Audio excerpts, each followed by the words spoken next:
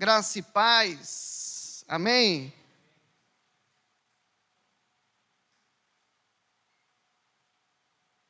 O tema de hoje é um pouquinho polêmico, não tanto. É qual igreja eu devo ir? Ai, ai, ai. Qual igreja eu devo ir? Se você está pensando em mudar de igreja, essa palavra é para você.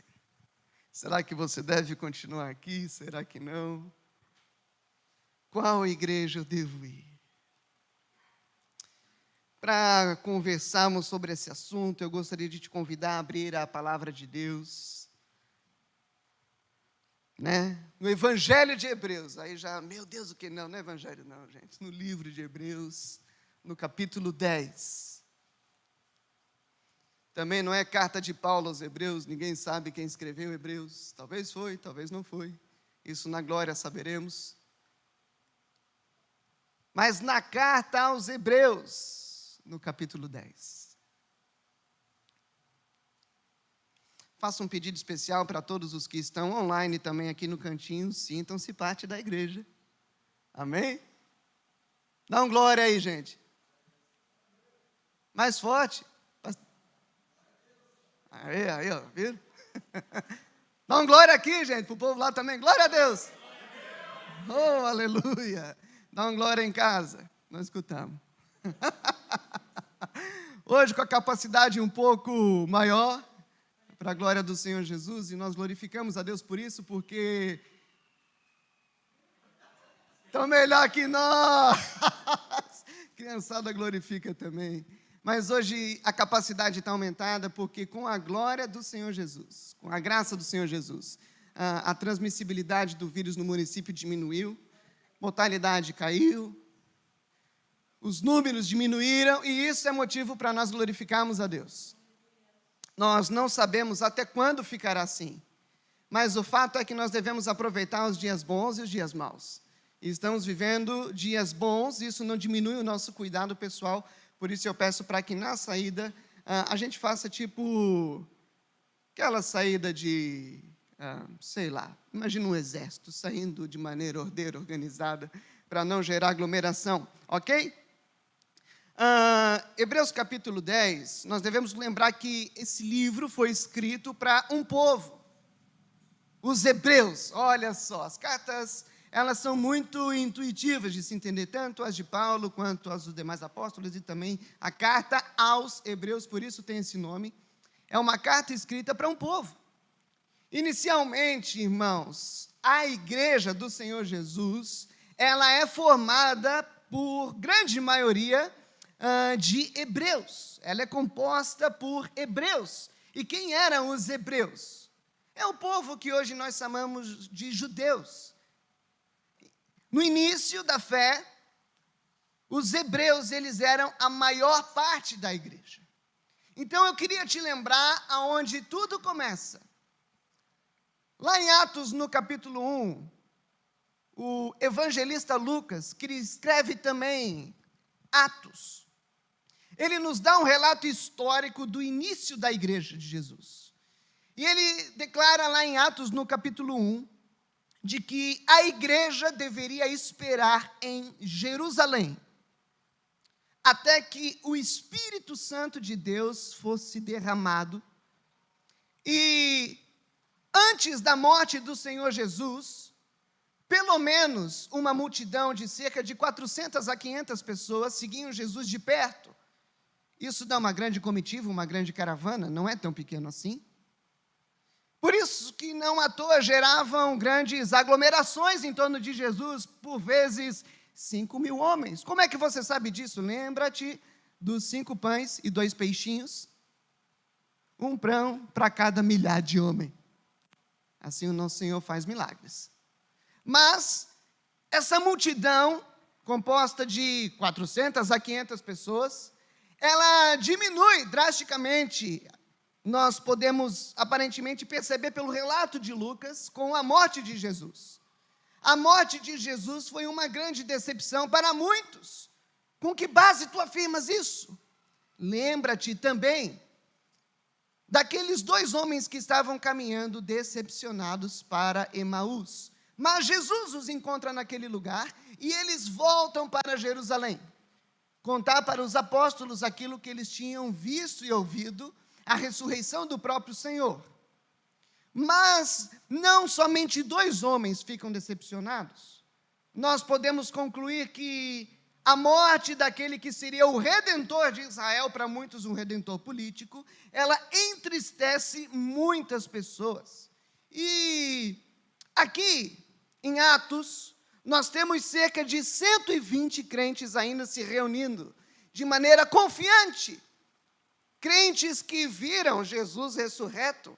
Devemos nos lembrar que Jesus, ele apareceu por vários dias às pessoas depois de ser ressuscitado, depois de ressuscitar. Jesus, ele aparece às pessoas. E as pessoas veem ele. E eu imagino você que depois de você ver Jesus ressurreto, não te resta um pingo de dúvida de que ele é sim o teu Senhor e Salvador. Aquelas pessoas estavam com grande confiança. E elas já tinham o costume, lá naquela época, de se chamarem de irmãos. Nós lemos isso tanto nos evangelhos. Na metadezinha, os apóstolos já começam a se chamar de irmãos, e esse costume vem também para os crentes. Um olhar para o outro como quem olha para um irmão. Mas ali 120 pessoas, elas estão numa festa, nós sabemos, elas estão reunidas, aguardando o descer do Espírito Santo de Deus, que desce sobre eles. E então algo como que uma grande confusão de línguas surge naquele lugar, chamado de cenáculo, um lugar onde eles estavam reunidos, uma casa onde eles estavam ali com uma boa aglomeração, talvez muito semelhante ao que fora onde eles estiveram comemorando a Páscoa do Senhor.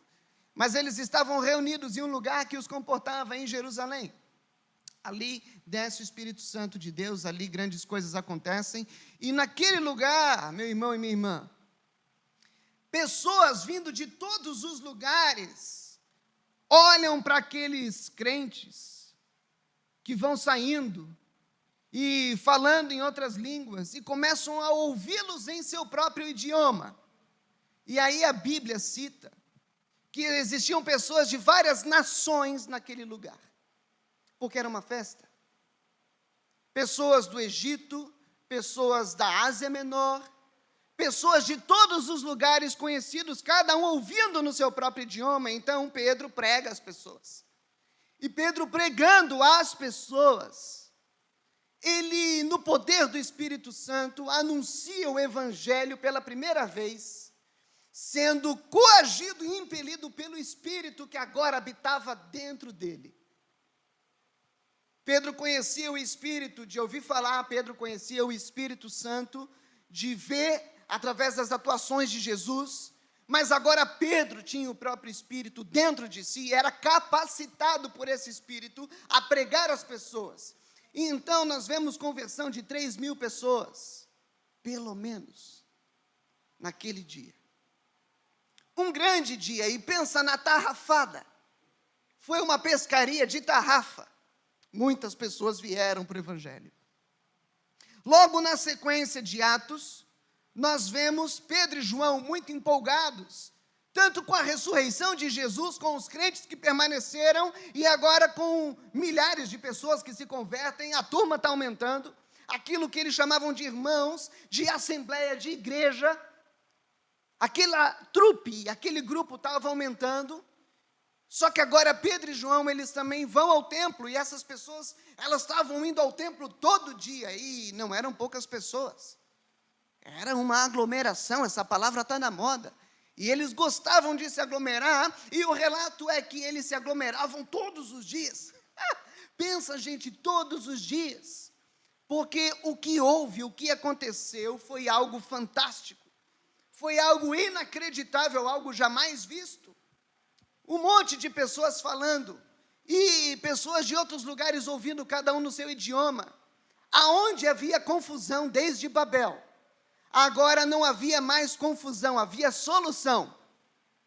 Vocês entendem isso? Deus confunde as línguas em Babel, Mas agora, em Atos, o Senhor desconfunde as línguas. Deus confunde corações e mentes.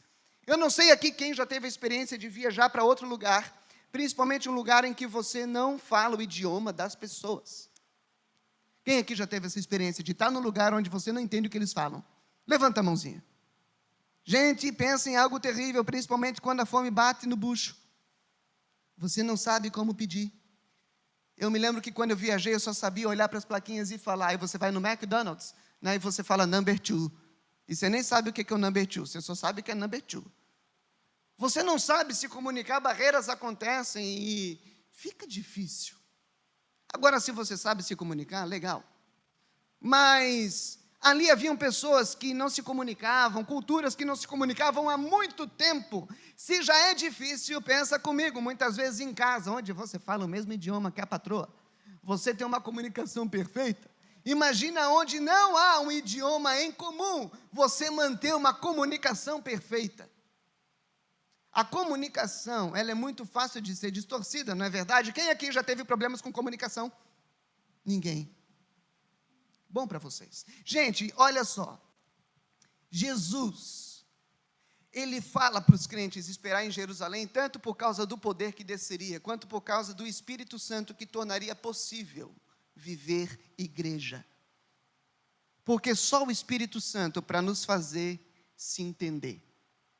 Só o Espírito Santo para traduzir o que está no nosso coração e o que está na nossa mente. Aquele grupo de pessoas que se reunia direto, eles então são impulsionados por algo que o Pedrão e o João vão fazer, eles vão orar no templo. Só que nessa oração havia uma pessoa que há muito tempo já de nascença estava lá, aleijado. Só que ele é curado. E sendo curado, essa pessoa testemunha que foi curada pelo nome de Jesus. Então os fariseus e toda aquela turma que já tinha acabado de matar Jesus, pergunta, como esse homem foi curado? Com que autoridade vocês fizeram isso? Fizemos na autoridade do nome de Jesus, que vocês mataram e ressuscitou. Não é possível, não falem disso, não toquem nisso, não repitam isso alto, senão vocês vão se incomodar. E eles não pararam de repetir. E essa história se alastra e mais pessoas começam a ir para a frente do templo, começam a se reunir. Aquela reunião já não é o bastante para aquele povo, ao ponto de que alguns do templo saíam para casa agora para tomar um cafezinho, para ter um tempo juntos, para desenvolver uma amizade que ela transcende qualidades humanas, uma amizade que aquilo que agora os une não é afetividade, é o espírito, que faz com que um entenda o coração e a mente do outro, ao ponto de que aquelas pessoas em Atos, elas vendem as suas propriedades e bens para que não haja necessidade entre nenhum deles. Você já viu isso acontecer? Pessoas vendendo propriedades e bens, para que não haja necessidade entre pessoas que mal conhecem. Quando nós lemos comentários bíblicos, não é difícil você pegar um comentário e você ler que eles estavam já aguardando a volta de Jesus iminente, por isso se desfizeram da casa, por isso se desfizeram do carro. Mas quando você faz uma leitura minuciosa do que Lucas escreveu, porque ele repete isso no capítulo 4, essa não é a explicação mais provável, e nós não vemos indícios de Lucas, que relata tudo com uma profundidade bem peculiar, quase um historiador, apesar de ser médico. Nós não vemos Lucas dando essa intenção ao texto, olha, eles criam que Jesus estava voltando, por isso fizeram isso. Talvez você possa ver que eles ficaram tão empolgados com a fé, que fizeram isso motivados por empolgação. Nós não vemos essa palavra na Bíblia, o que nós vemos é amor, o que nós vemos é Jesus, e o que nós vemos é um coração e uma mente. Eles sabiam exatamente o que estavam fazendo. Nós também não vemos em Atos Lucas dizendo exatamente assim, eles colocavam na balança se o crente merecia ou não receber a bênção. Aqueles que haviam trabalhado pouco, aqueles que não estudaram tanto quanto aqueles que estavam vendendo, estes não recebiam, pois eram pilantras, vagabundos e não esforçados. Na igreja, muitas vezes, nós parece que analisamos as pessoas para ajudar elas. Então, nós não somos motivados por amor, nós somos motivados por uma análise minuciosa. E o comentarista muito antigo, não tão antigo, Martin Lloyd Jones, de uma geração passada, muito bom ele. Ele diz que o capítulo 2 e o capítulo 4, eles são complementares, e dada a escrita de Lucas, a maneira que Lucas escreve, Lucas quis reforçar um modus viventes, olha só que coisa difícil, o modo de vida daquele povo. Lucas retrata o modo de vida da igreja, quando ela surge. E ele faz questão de fazer isso 2 vezes, já no início da sua carta, onde ele estava dizendo ao Teófilo o que tinha acontecido por causa de Jesus. Então, nós podemos concluir que Lutero não estava também tão errado ao dizer que o bolso é a última coisa que se converte. Mas o bolso se converte. O bolso não se converte à igreja, a charlatanismo. O bolso não se converte a apelos infundados. Mas o bolso se converte ao amor no Senhor Jesus, que faz nós olharmos a Deus acima de tudo e ao próximo como nós olhamos a nós. E parece que aqueles irmãos entenderam tudo isso muito bem. E eles viveram unidos de tal forma a sacudir aquela cidade, causando um furdunço em Jerusalém. Eles causaram um furdunço e aquelas 3.000 pessoas se tornam 5.000 pessoas e por ali vai indo. E aquilo que na história fica conhecido como avivamento, ali acontece já de largada, na primeira vez que o Espírito Santo une a sua igreja. A igreja do Senhor Jesus. Você foi chamado para ser essa igreja que eu acabei de retratar em Atos. Se você não crê nisso, arranca essas páginas, Atos 1, 2, 3, 4 e 5. Arranca o 6 e o 7, que Estevão também constrange a gente, arranca tudo isso e fica só com o que sobra. Nós fomos chamados para ser como a igreja primitiva. Fomos chamados para viver evangelho nessa profundidade, um evangelho de amor. Jesus diz que à medida que nós nos amamos, nós revelamos a glória dele. E como o Pai nos envia, é da mesma maneira que o Pai enviou a ele ao mundo. Não para servir, mas não para ser servido, mas para servir. Não para buscar a aprovação dos outros, mas para se doar em amor sacrificial. Esse é o nosso chamado, nós somos igreja. Jesus também deixa muito bem expresso, e o seu Espírito, o Espírito Santo de Deus, ele também concretiza isso, de que a igreja é uma comunidade. O Espírito Santo de Deus não desce em uma pessoa. O Espírito Santo de Deus desce numa coletividade de pessoas, para aglomerar ainda mais gente, porque a igreja é coletivo. Nada contra você, Gabriel, que agora está me trazendo água e merece um elogio, mas o nosso Deus não é Deus de veterinário, não estou falando de ti, homem. Porque a gente leva pet no veterinário, e tem muito crente que acha que é pet, quer ser tratado na individualidade. Tem muito crente que é pet. E tem muito marido que trata a esposa como um crente pet. Tem muita esposa que trata o marido como um crente pet. Pastor, pega leve com ele é meio complicado, se apertar demais ele espana. Cuida bem do meu bichinho. Ah, irmão, o nosso Deus é um Deus de aprisco. O nosso Deus é um Deus de rebanho. Nós somos ovelhas de um aprisco. Jesus veio para formar um reino na terra. E reino é coletividade, não é individualidade. Não existe reino na tua casa. Não fique escandalizado, eu vou explicar. Tem muita gente que diz assim, ó, pastor, minha esposa, temos um filho agora, onde estiverem 2 ou 3, agora surge mais um. Ali está o Senhor, aleluia, não estou dizendo que Deus não está ali, mas igreja não é isso. Igreja é coletividade de pessoas que pensam diferente, sentem diferente, mas que no poder do Espírito conseguem viver como um só, seguindo o cabeça que é Cristo. Você sozinho em casa não é igreja, e Jesus não morreu para isso. Você com a sua família numa boa, não é igreja, Jesus não morreu para isso. Jesus morreu para que ele pudesse ter um povo, falamos sobre isso, santo. Jesus morreu para restaurar aquilo que seria a terra se não fosse o pecado. Jesus morre e nós vemos essa ideia de povo sendo formada desde o Antigo Testamento. Você nunca vê, eu sou Deus de uma pessoa só. Eu sou o Deus de um povo, me revelo para um povo, eu venho para um reino, eu vou deixar um reino. Ele não escolhe um, escolhe 12. Ele é Deus de um povo. E nós somos esse povo. Eu queria ler com você o versículo 10.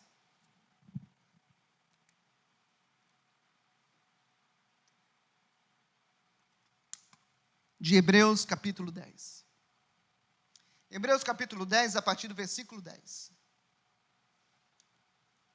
Pelo cumprimento dessa vontade, fomos santificados por meio do sacrifício do corpo de Jesus Cristo, oferecido uma vez por todas. Esse versículo, ele retrata quem compõe a igreja. Compõe a igreja de Jesus as pessoas que foram santificadas.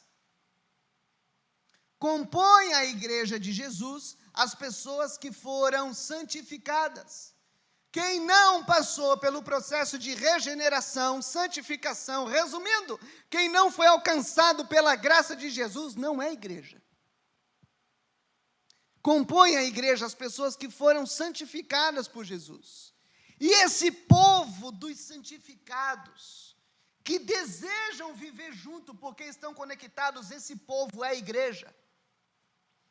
E é para essa igreja, para esse povo que Jesus tem sonhos, tem projetos. Eu creio num Deus que acrescenta peças à igreja. Quantas vezes nós oramos, Senhor, precisamos de pessoas assim, precisamos de pessoas assado. E Deus acrescenta pessoas para suprir lacunas na sua igreja. Você tem que entender que, se essa é a sua igreja, existe algo de Deus para você nessa igreja. Se essa é a sua comunidade, existe algo de Deus para você nessa comunidade. Você não foi salvo para ficar à toa. Deus tem um projeto para a sua vida. E esse projeto para a sua vida não é um projeto exclusivista. Não é um projeto para que você brilhe. Esse projeto para a sua vida é um projeto para que você exerça com os seus irmãos, para que Jesus brilhe, para que a glória dele resplandeça. Eu vejo Deus alcançando pessoas através da sua igreja no nosso município. Eu vejo Deus alcançando pessoas de diversos setores profissionais no nosso município. E tudo isso não é por acaso. Deus tem um plano de redenção para a nossa cidade. Deus tem um plano de redenção para o nosso município. Deus tem um avivamento para Pomerode, você crê nisso? Mas avivamento só acontece quando nós estamos alinhados. Entre nós, mente e coração, junto ao cabeça que é Cristo, e Ele nos comanda e nos dirige, e nós marchamos ao som da sua trombeta, indo adiante dEle, preparando o caminho para a sua chegada. Existe algo de Deus para você na igreja. Existe algo de Deus para você nessa cidade. E aquilo que Deus tem para você no seu trabalho, não exclui o que Deus tem para você com a igreja, porque tudo isso está ligado, tudo isso faz parte. Não é à toa que até mesmo em alguns ambientes de trabalho existe mais de 1 ou 2 crentes daqui. Comecem a orar pelas pessoas que trabalham com vocês. Comecem a interceder pelo ambiente de trabalho de vocês. Comecem a clamar pelo nome do Senhor onde vocês estão. Isso é ser igreja, isso é discernir o que Deus está fazendo. Versículo 11 diz: dia após dia, todo sacerdote apresenta-se e exerce os seus deveres religiosos. Esse era o contexto deles. Repetidamente oferece os mesmos sacrifícios que nunca podem remover pecados. Mas quando este sacerdote acabou de oferecer para sempre um único sacrifício pelos pecados, assentou-se à direita de Deus. Daí em diante, ele está esperando até que os seus inimigos sejam colocados como estrado dos seus pés. Porque por meio de um único sacrifício, ele aperfeiçoou para sempre os que estão sendo santificados. Até aqui.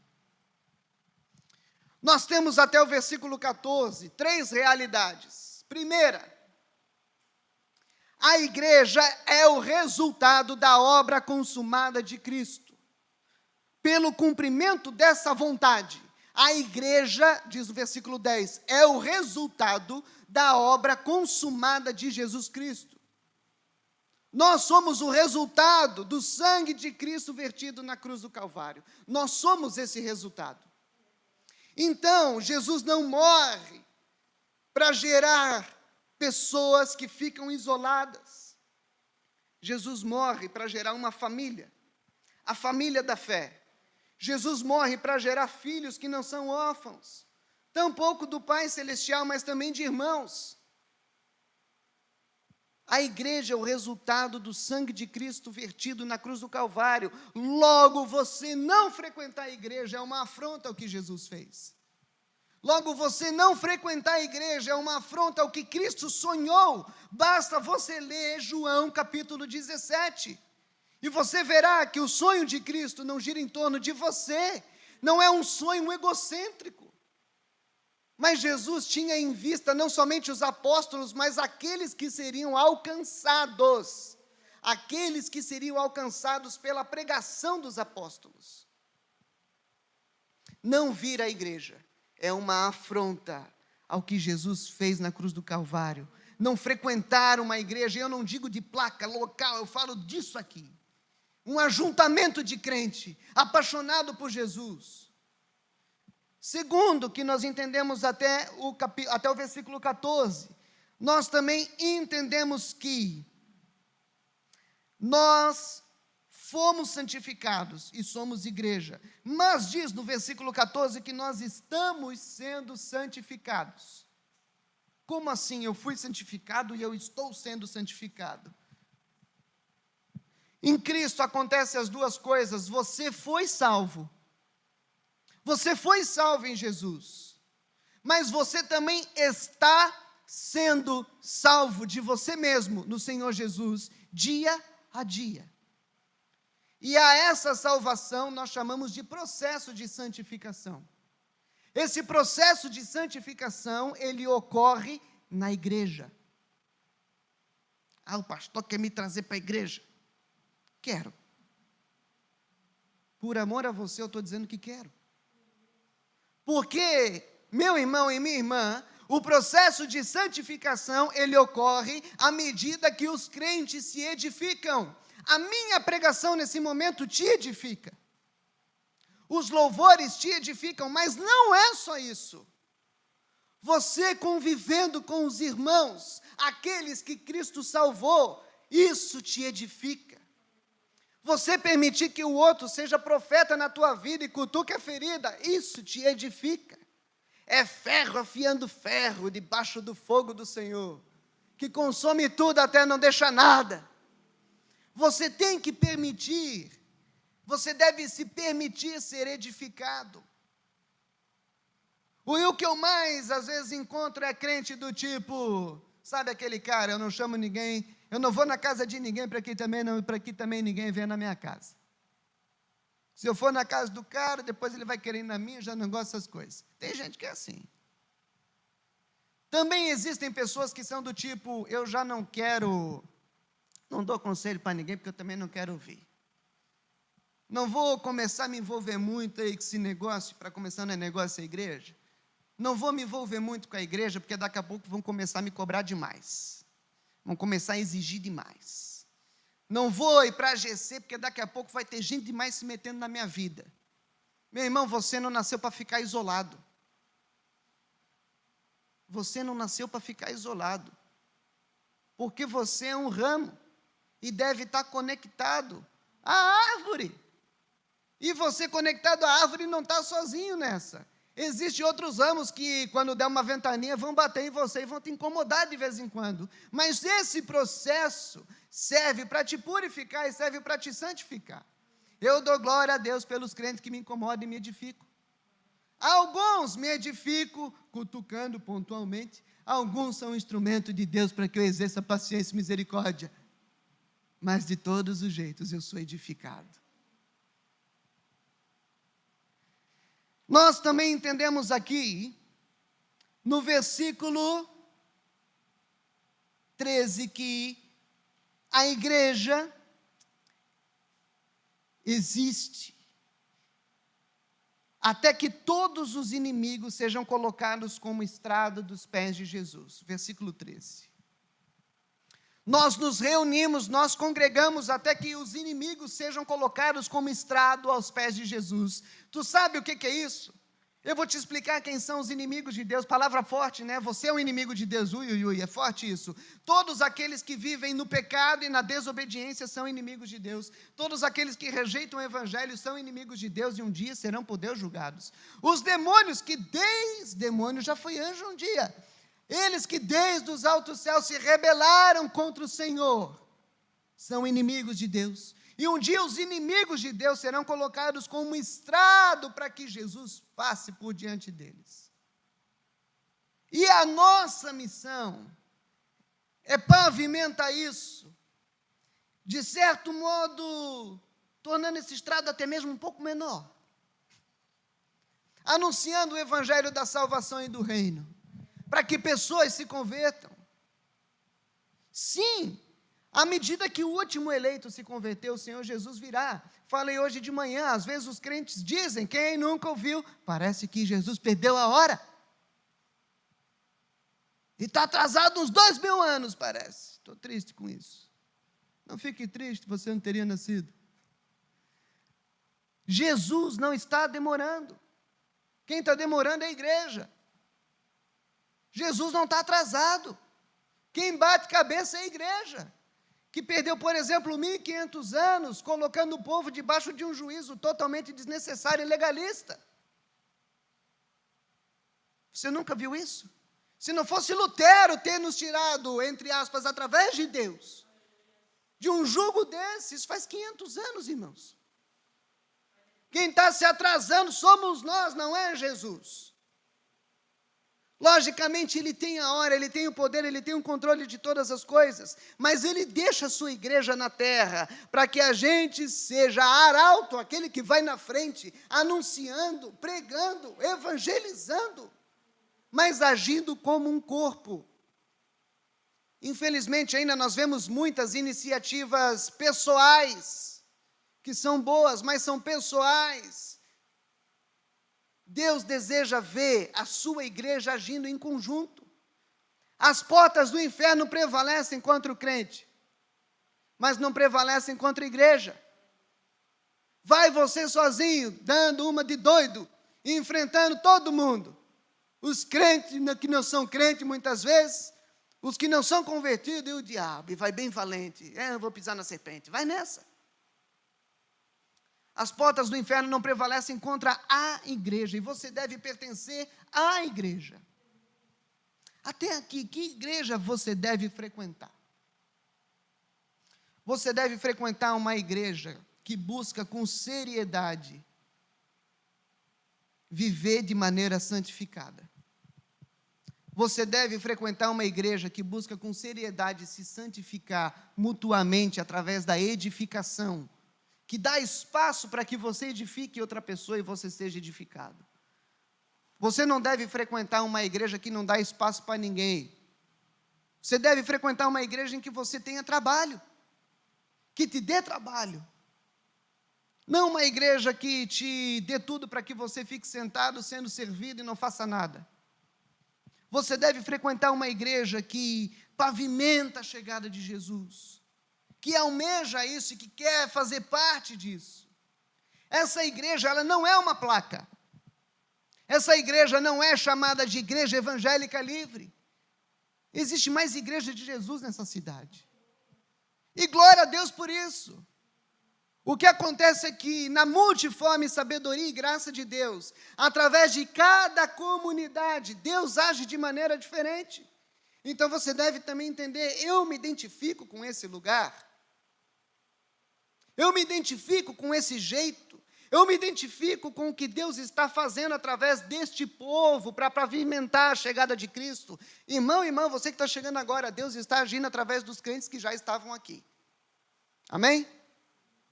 Deus estava fazendo coisas através dos crentes que já estavam aqui. E Deus, através destes crentes, está pavimentando a chegada de Jesus. Agora, não é um ou outro chegar que vai mudar tudo. Tu tem que discernir o que Deus está fazendo aqui. Eu me encaixo nisso, existe algo de Deus para mim nesse lugar. Eu me vejo aqui servindo, sonhando, orando, intercedendo pela vinda de Jesus. Ou eu não me vejo nesse lugar, estou ansioso só de estar aqui. Você tem que discernir essas coisas, para que você não perca tempo. E eu vou te dizer outra coisa, você sair dessa comunidade e ir para a comunidade do lado onde você se identifica, você se sente abençoado, você se sente edificado, não tem pecado nenhum nisso. E a gente ora e te abençoa.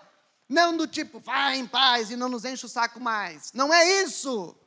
Mas porque a gente entende que nós somos um reino. Agora, certamente, se tu for para um lugar tenebroso, nós vamos te alertar. Não existe essa de, eu mudei de igreja. Tu pode mudar de ambiente, de placa. Agora, de igreja, o crente não muda. Eu só pertencia a uma igreja até hoje, que é a igreja de Jesus. Frequentei alguns endereços diferentes. E a realidade é que, para que eu consiga edificar, ser edificado, sonhar junto, construir alguma coisa, eu não posso ficar pulando de galho em galho. Eu tenho que criar raiz profunda, às vezes de uma vida. As coisas começam a fazer sentido.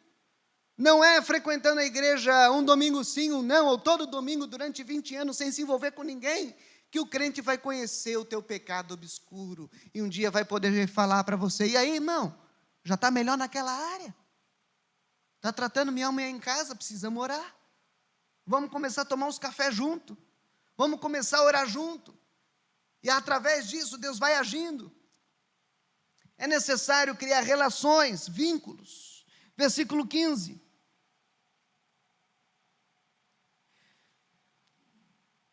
O Espírito também nos testifica a este respeito. Primeiro ele diz, esta é a aliança que farei com eles. Depois daqueles dias, diz o Senhor, porei as minhas leis em seu coração e as escreverei em sua mente. Novamente nós vemos o autor dos Hebreus, lembrando aquilo que aconteceu em Jerusalém, você lê em Atos capítulo 2 e capítulo 4, que era uma só a mente e um só o coração. O Espírito Santo de Deus, ele converte o nosso coração a Deus. E o Espírito Santo de Deus converte o nosso coração e a nossa mente ao outro. Você sabia disso? Que o Espírito Santo de Deus te converte a Deus e ao outro, se o outro for igreja, senão não tem como, impossível. Impossível. Falei de manhã, eu e o Hélio estamos com um projeto. Eu quero fazer o projeto de maneira A e sinto no coração de Deus que a maneira é a A. O Hélio sente no coração de Deus que a maneira é a B. Eu não posso dar um carteiraço no Hélio e falar, Hélio, eu sou pastor, a maneira é a A. Deus fala mais comigo do que com você. A questão é, Hélio, nós dois temos o Espírito Santo de Deus. Eu acho que é a A. Tu acha que é a B. Nós precisamos orar, mano. É impossível. Deus tem que ministrar o nosso coração. Deus precisa falar com a gente. Por isso que divisão em igreja, se a igreja está vivendo no Espírito, ela pode se multiplicar. Agora, se dividir por causa de bobagem, isso é humanidade e não espiritualidade. Isso é humanidade pura, pura. Ou o pastor que é um turrão e humano demais, acontece, ou os membros mais velhos são turrão e humano demais, enchendo o saco de quem está chegando, desculpa a expressão, mas às vezes é isso mesmo, e aí a igreja também padece, ou quem 2, 3 famílias chega com tudo e quer detonar tudo, e é humano demais, aí o negócio complica também, mas é humanidade, não é espiritualidade. Espiritualidade converte o meu coração ao coração do Hélio, o coração do Hélio ao meu, e nós dois entendemos quando o cabeça fala. Quando o cabeça fala. E o pastor não é o cabeça. O presbítero não é o cabeça. O crente mais velho, com mais tempo aqui dentro, não é o cabeça. Os velhos de igreja não são cabeça. Os mais ricos da igreja não são cabeça. Ah, pastor, meu dízimo é bom. Legal, aproveita o que sobra. Os 90 aí. Para Deus, 10% de um é igual a 10% do outro. Para nós também, não muda nada. Quem manda aqui é Jesus. Nós devemos estar ligados ao cabeça. E quando o cabeça fala ao nosso coração, eu digo, é impossível. Impossível. O Espírito Santo dizer uma coisa no meu coração e outra coisa no teu. Alguém está errado. Não tem como. E se a gente está brigando, vamos ajoelhar mais e orar mais. Não pode. Porque Deus não é Deus de confusão. Deus não é Deus de confusão. E Deus não deixa o homem confundido. Deus não deixa a sua igreja confusa. Você não deve pertencer a uma igreja confusa. Se está confuso e está difícil, sai mesmo. Não é pecado, não. Se não tem ambiente para conversar, para diálogo, está complicado. E o povo fica se sentindo culpado às vezes, num ambiente confuso, cheio de pecado. Aqui tem problema? Um monte. Mas um monte. Quanto mais tempo ficar, mais problema vai ver. Os crentes desanimam, tu também desanima eles. Somos humanos. Eu já frustrei quase todo mundo que está aqui há mais de uma semana. Nós somos humanos, mas nós precisamos, no Espírito de Deus, aprender a nos entender e a viver como o reino aqui na terra. O céu não é um ambiente de paz, onde não há choro, não é isso, não é aquilo. Então, gente, se existe um reflexo do céu na terra, é a igreja.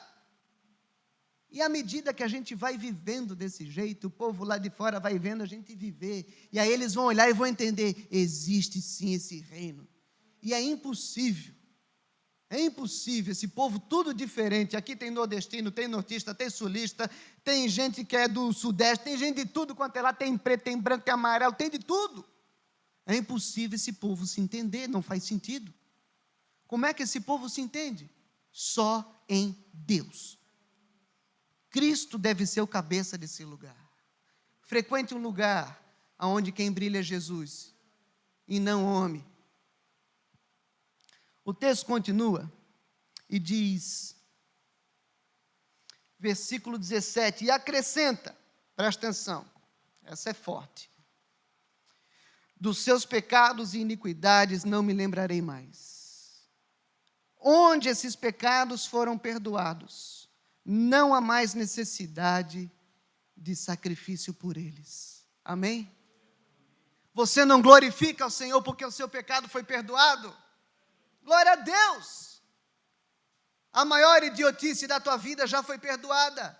A coisa mais insana que tu já fez foi perdoada. A maior doideira que tu achou, como eu fiz isso, foi perdoada. Deus nem se lembra mais disso. Talvez tu lembra, Ele não. Ele já te perdoou. Mas o Senhor Jesus nos ensina a orar de uma maneira muito especial. Ele nos perdoa à medida que nós perdoamos o outro. O texto diz, dos seus pecados e iniquidades não me lembrarei mais. Se tem uma coisa que tem que reinar na igreja é o seguinte, irmão, sabe aquele teu pecado? Nem me lembro. Eu não me lembro, cara. Eu olho para o cara, deu amnésia. Igreja onde o povo fica te lembrando do teu pecado é centro satânico. Estou falando sério. Porque está a serviço do Satã. Quem te lembra do pecado é o Satã, não é Deus. E se tu não quer ser lembrado do teu pecado pelo Espírito que te constrange a se arrepender, e nem pelo Satã que te acusa, você quer perdão de Deus, para de lembrar os outros do pecado dos outros. confronta. Se ele continua no pecado, é outra história. Isso a gente já vai ver, tá? Se ele continua no pecado, é outra história. Agora, o cara fez a coisa mais louca, por exemplo, perseguir os crentes. E ele consentiu em matar alguns crentes, e agora quer ser pregador. Igual dos manezinhos, olha, tá é louco? Deixar um cara desse pregar, tá maluco? Mas não aqui. O manezinho fala assim. Paulo de Tarso, gente, foi perdoado. Foi difícil para o povo engolir. Eles ficaram com medo do cara. O cara era bruto. Mas se tem um lugar onde o perdão reina, tem que ser na igreja. Sabe quando que o crente tem que se sentir perdoado por Deus? Quando ele olhar para um monte de gente que sabe do que ele fez e... esse povo não me acusa? Não. Aqui não. Eu sou pior que tu. Vou te acusar do quê? E eu fico cansado às vezes, como pastor, de às vezes apostar em uma ou outra pessoa para coisa...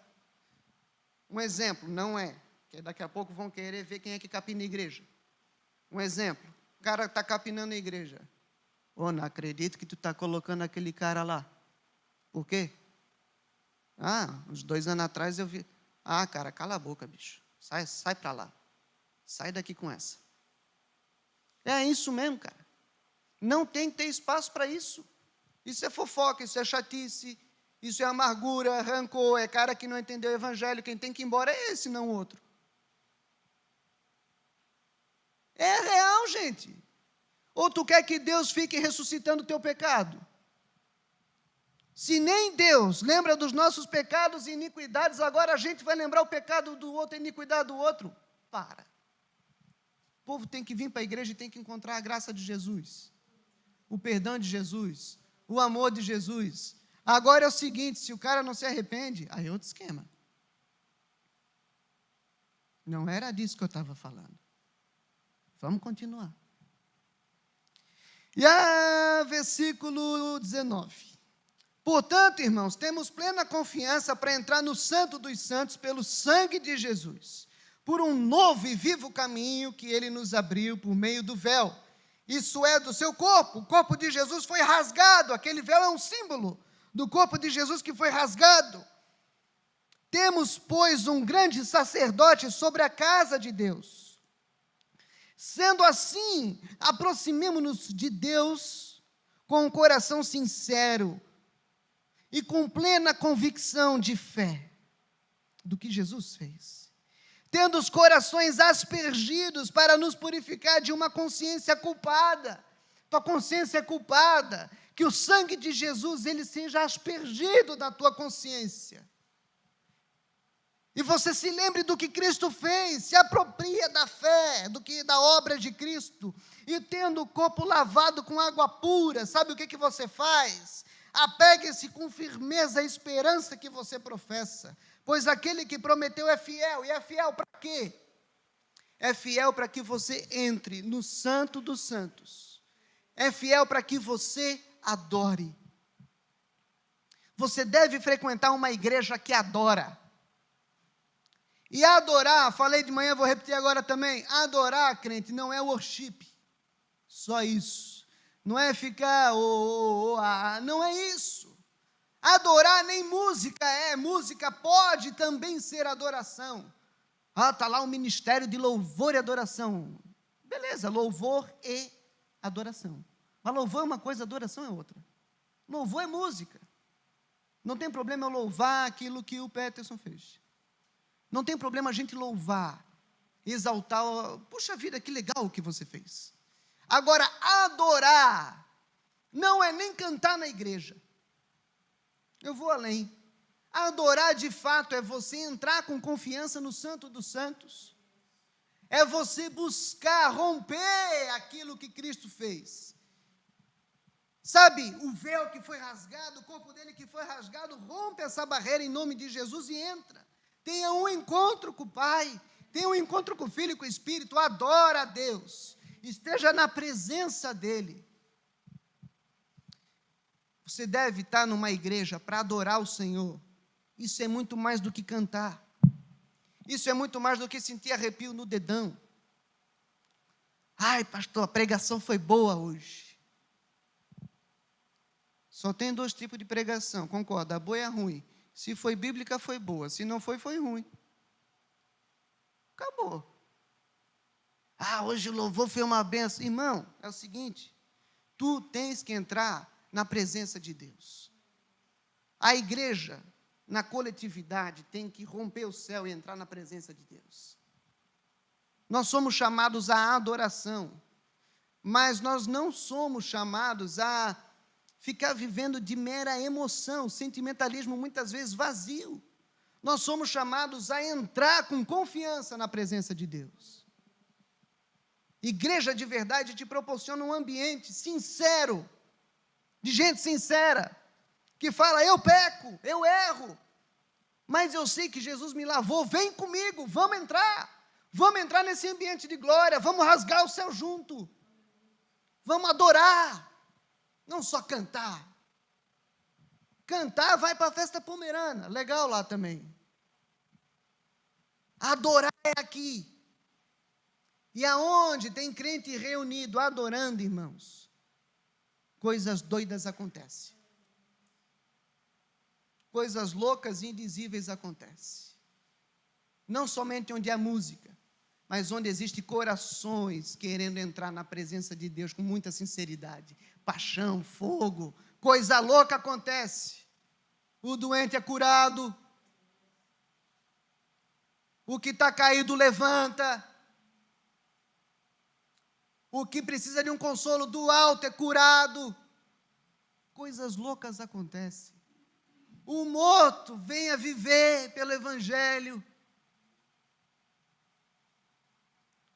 Por isso que diz no versículo 24, e consideremos uns aos outros para nos incentivar ao amor e às boas obras.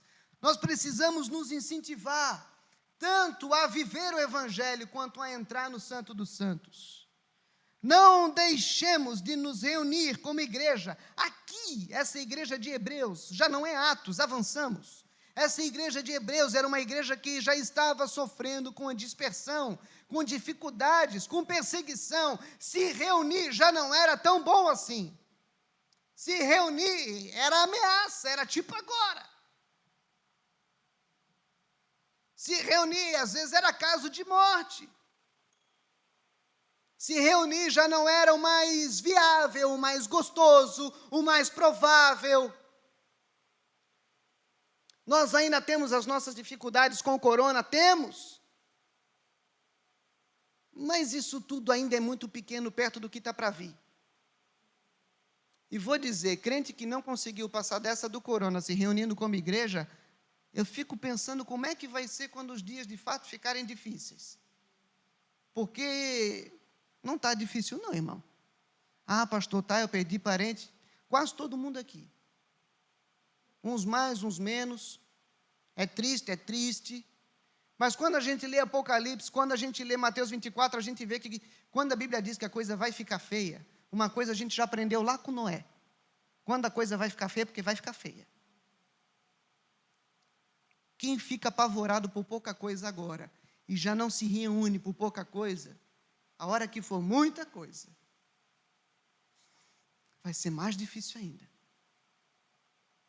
Não deixe de congregar, como costume de alguns, porque não é de todos, sempre tem os diferentão. Mas procuremos nos encorajar uns aos outros, ainda mais quando vocês veem que se aproxima com letra maiúscula, dia. O dia do Senhor vem.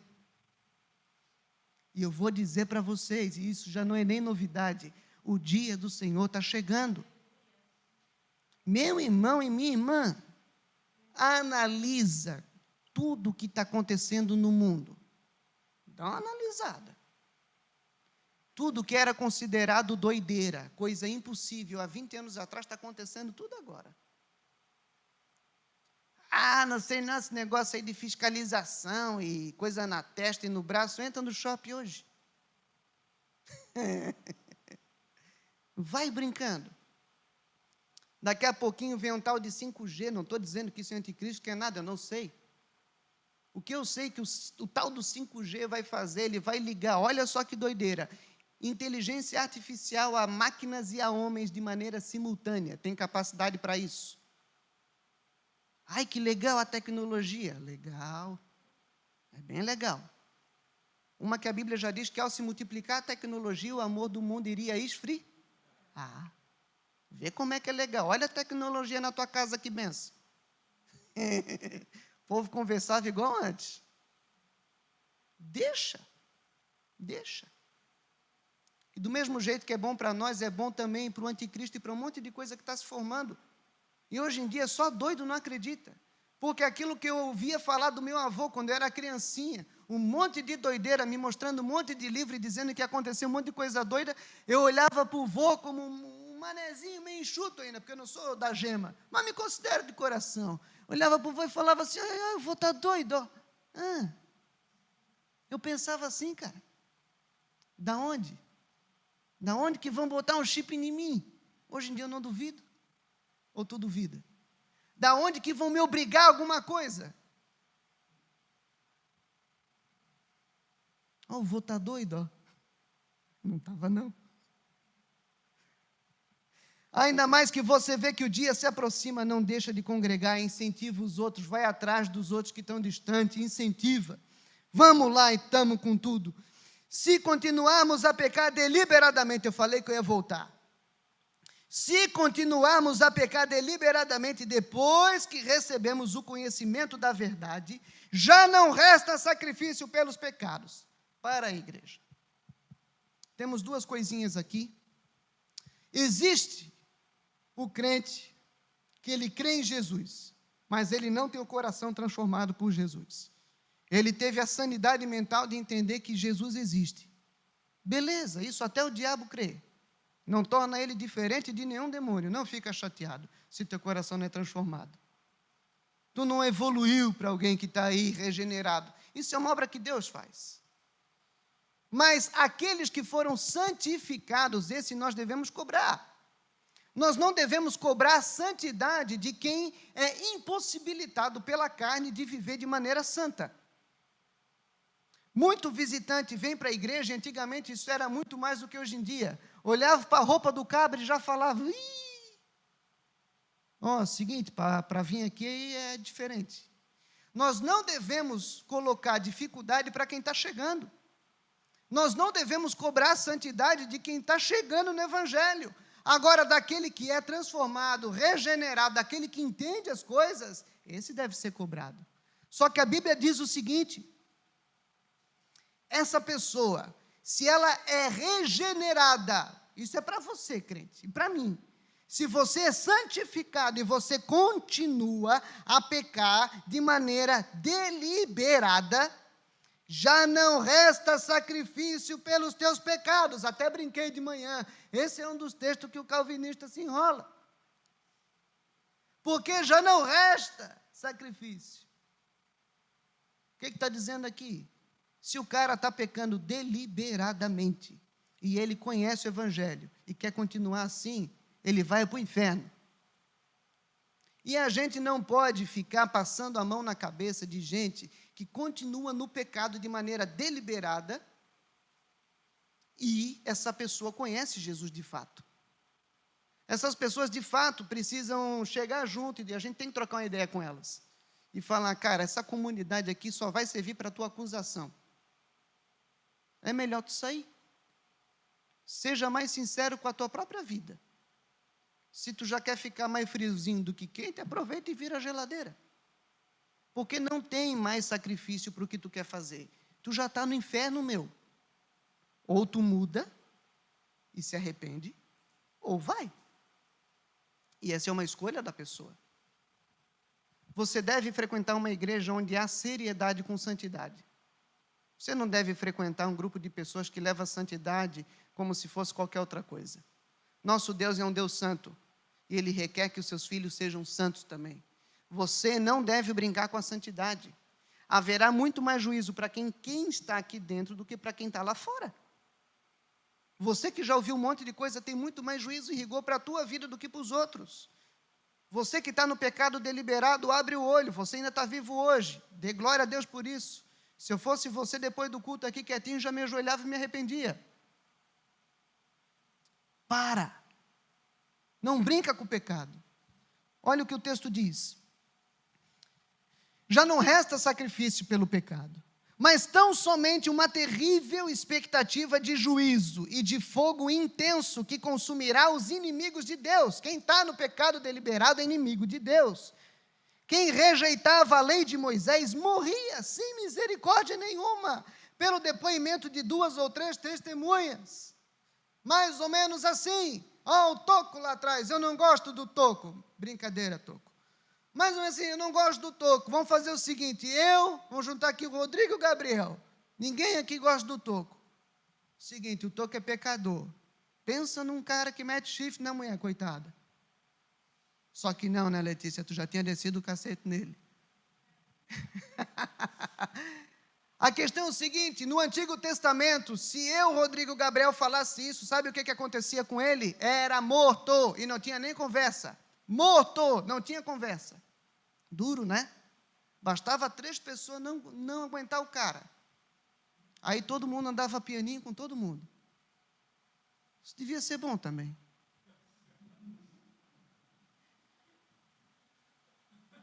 Só que muito mais rigor haverá no Novo Testamento, porque no Antigo Jesus não tinha morrido. Agora no Novo você tem o sacrifício de Cristo. Se lá no Antigo Testamento Deus não estava para brincadeira e você abre a Bíblia e sente sangue, agora você está lendo o Novo, está tudo tranquilo, está legal, mas se tem um mar de sangue é Apocalipse, irmão.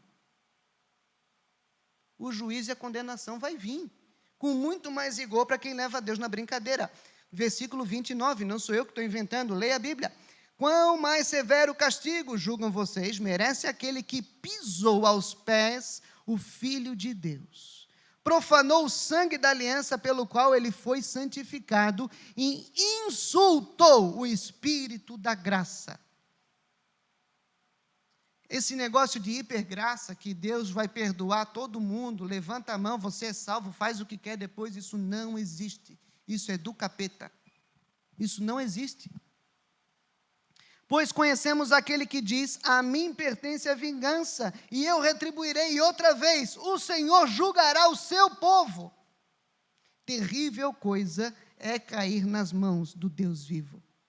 Terrível coisa é cair nas mãos do Deus vivo. Você tem que pertencer a uma igreja que de vez em quando te lembra isso aqui. Terrível coisa é cair nas mãos do Deus vivo. Eu vejo o crente tendo mais medo do chifrudo do que de Deus. Eu vejo o crente tendo mais medo do diabo do que de Deus. Isso está totalmente errado. Se tem alguém que tu tem que temer, é o Senhor. Porque o Senhor até o diabo teme. E treme na presença dEle. Terminando. Você tem que pertencer a uma igreja que persevera nos dias bons e nos dias maus. Você tem que pertencer a um grupo de pessoas que olha no teu olho e te encoraja a viver nos dias bons e nos dias maus o evangelho da graça. E eu gostaria de te lembrar como foi os primeiros dias da sua conversão, o amor que você tinha. Diz o texto no versículo 32. Lembre-se dos primeiros dias depois que